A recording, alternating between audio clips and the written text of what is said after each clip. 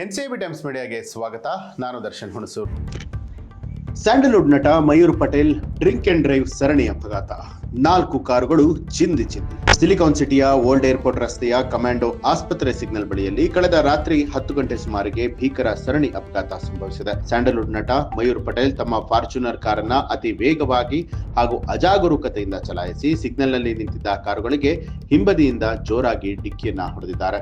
ಅಪಘಾತದ ತೀವ್ರತೆಗೆ ಸಾಲಾಗಿ ನಿಂತಿದ್ದಂತಹ 2 Swift Dzire ಹಾಗೂ ಒಂದು ಸರ್ಕಾರಿ ಕಾರು ಸೇರಿದಂತೆ ಒಟ್ಟು 4 ವಾಹನಗಳು ಜಖಮಾಗಿದೆ. ನಟ ಮಯೂರ್ ಪಟೇಲ್ ಅವರನ್ನ ವಶಕ್ಕೆ ಪಡೆದು ಡ್ರಿಂಕ್ ಅಂಡ್ ಡ್ರೈವ್ ತಪಾಸಣೆ ನಡೆಸಿದಾಗ ನಟ ಮದ್ಯಪಾನ ಮಾಡಿರುವಂತದ್ದು ದೃಢಪಟ್ಟಿದೆ.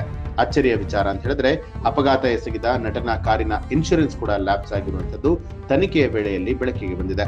ಸದ್ಯ ಪೊಲೀಸರು ಫಾರ್ಚುನರ್ ಕಾರನ್ನ ಸೀಸ್ ಮಾಡಿದ್ದು ಹಲಸೂರು ಸಂಚಾರ ಠಾಣೆಯಲ್ಲಿ ಪ್ರಕರಣ ದಾಖಲಾಗಿದೆ.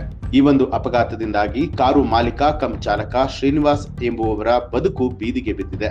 ಪೊಲೀಸ್ ಸ್ಟೇಷನ್ ಮುಂದೆಯೇ ಕಣ್ಣೀರಿಟ್ಟಂತಹ ಶ್ರೀನಿವಾಸ್, ನನ್ನ ಹೆಂಡತಿಯ ಒಡವೆಗಳನ್ನು ಅಡವಿಟ್ಟು ಕೇವಲ 1 ವಾರದ ಹಿಂದೆಯಷ್ಟೇ ಈ ಹೊಸ ಕಾರನ್ನ ಖರೀದಿ ಮಾಡಿದ್ದೆ.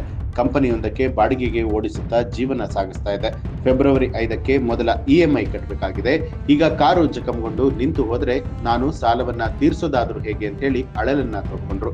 ಅಪಘಾತವಾದ ತಕ್ಷಣ ಕಾರಿನಿಂದ ಇಳಿದು ಬಂದ ಮಯೂರ್ ಪಟೇಲ್, ನಾನು ಸಿನಿಮಾ ನಟ ಮಯೂರ್ ಪಟೇಲ್, ಬೆಳಿಗ್ಗೆ ಎಲ್ಲವನ್ನ ಸರಿ ಮಾಡ್ತೀನಿ ಅಂತ ಹೇಳಿ ಜಾರಿಕೊಳ್ಳುವಂತಹ ಪ್ರಯತ್ನ ಮಾಡಿದ್ದಾರೆ ಅಂತ ಹೇಳಲಾಗಿದೆ. ಆದರೆ ಚಾಲಕ, ಇಲ್ಲ ಅದೇನ್ ಸೆಟಲ್ಮೆಂಟ್ ಆಗುತ್ತೋ ಈಗಲೇ ಮಾಡ್ಲಿ ಅಂತ ಹೇಳಿ ಪಟ್ಟು ಹಿಡಿದಿದ್ದಾರೆ. ಅದೇ ವೇಳೆಗೆ ಪೊಲೀಸರು ಸ್ಥಳಕ್ಕೆ ಬಂದು ನಟನನ್ನ ಕರೆದೊಯ್ದಿದ್ದಾರೆ. ಸಿಗ್ನಲ್ ಅಲ್ಲಿ ನಾವು ಸುಮ್ಮನೆ ನಿಂತಿದ್ವಿ, ಕುಡಿದ ಅಮಲಿನಲ್ಲಿ ಹಿಂದಿನಿಂದ ಬಂದು ಡಿಕ್ಕಿಯನ್ನ ಹೊಡೆದಿದ್ದಾರೆ ಅಂತ ಹೇಳಿ ಶ್ರೀನಿವಾಸ್ ದೂರಿದ್ದಾರೆ. ಒಟ್ಟಾರೆಯಾಗಿ ಕನ್ನಡ ಚಿತ್ರರಂಗದ ನಟ ಮಯೂರ್ ಪಟೇಲ್ ಈ ರೀತಿಯಾಗಿ ಅಪಘಾತವನ್ನ ಮಾಡಿರುವಂತದಕ್ಕೆ ಸಾಕಷ್ಟು ತೀವ್ರ ಆಕ್ರೋಶಗಳು ವ್ಯಕ್ತವಾಗ್ತಾ ಇದೆ. ನಿಮ್ಗೆ ಈ ಬಗ್ಗೆ ಏನನ್ಸುತ್ತೆ ಅನ್ನೋದನ್ನ ಕಮೆಂಟ್ ಮಾಡಿ. ಹಾಗೆ ನೀವಿನ್ನೂ ಕೂಡ ನಮ್ಮ ಚಾನೆಲ್ ಅನ್ನ ಸಬ್ಸ್ಕ್ರೈಬ್ ಮಾಡಿಲ್ಲ ಅನ್ನೋದಾದ್ರೆ ಈಗಲೇ ಸಬ್ಸ್ಕ್ರೈಬ್ ಮಾಡಿ, ಬೆಲ್ ಐಕಾನ್ ಒತ್ತಿ.